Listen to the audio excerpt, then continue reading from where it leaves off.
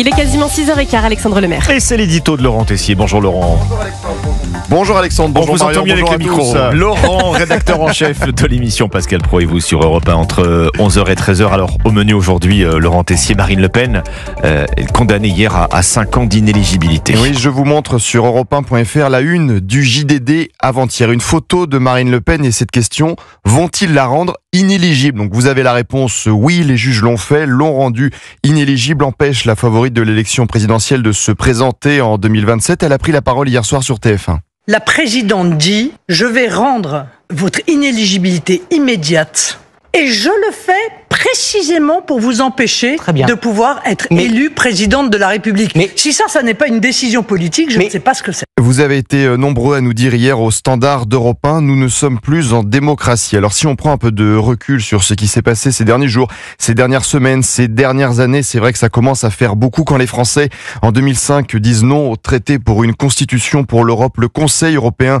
l'adopte 2 ans plus tard. Notre avis ne compte pas. Quand la première chaîne de la TNT, C8, qui réunissait des millions de téléspectateurs, est fermée par une décision de l'Arcom validée par le Conseil d'État, notre avis ne compte pas. Quand Marine Le Pen, qui compte entre 34 et 37% d'intention de vote au premier tour de la présidentielle, est déclarée inéligible immédiatement par les juges, l'avis des électeurs ne compte pas. Des millions de Français vont être privés de la candidate qui est aujourd'hui donnée comme étant la favorite de l'élection présidentielle. Comment voulez-vous aujourd'hui ne pas penser une seule seconde que le système, les juges ont voulu éliminer Marine Le Pen de la course à la présidentielle? Quand j'écoute Noëlle Lenoir, avocate, ancienne ministre, membre honoraire du Conseil constitutionnel, ce n'est pas rien, elle était hier soir sur LCI. Je trouve que cette décision n'est pas fondée en droit. Compte tenu de la génération à laquelle j'appartiens, j'ai en mémoire la phrase de Mitterrand, qu'on prête à Mitterrand au dernier Conseil des ministres.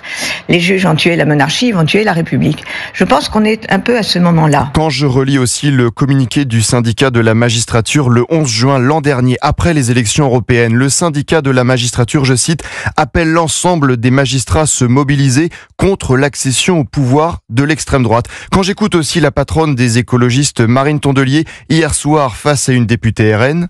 Quand on est juge aujourd'hui, quand on est syndicaliste, quand on est journaliste, c'est normal de ne pas être d'accord avec vous. Parce que vous menacez ces institutions-là. Donc c'est un réflexe de survie, c'est un réflexe démocratique que de ne pas vouloir que vous arriviez au pouvoir. Quand j'entends aussi Bénédicte de Pertuis, la juge qui a rendu inéligible Marine Le Pen, un moment l'a incité à se lancer dans la profession, elle en parlait dans le podcast Toutac en 2010. Je tombe sur une émission et c'était Eva Joly qui racontait son métier, son parcours. Juge Eva Joly. La juge d'instruction Eva Joly. Je découvrais quelque chose. Elle ne sait pas qu'elle a changé ton destin. En fait, je l'ai croisée à plusieurs occasions, mais ça n'a jamais été le moment de manifester à elle et de lui dire qu'elle avait changé mon destin. Eva Joly, ancienne députée européenne, candidate écologiste à la présidentielle. Alors maintenant, Marine Le Pen va faire appel. Henri Guénaud appelait hier soir à la grâce présidentielle. Idée évoquée par l'avocat de Marine Le Pen hier soir sur CNews, maître Rodolphe Bosselut. Je considère effectivement que une amnistie, c'est la fin, en l'occurrence, de ces poursuites. Et avec cette inéligibilité de Marine Le Pen, on ne peut que se rappeler des avertissements du vice-président américain J.D. Vance qui, le mois dernier à Munich, avait donné des leçons de démocratie.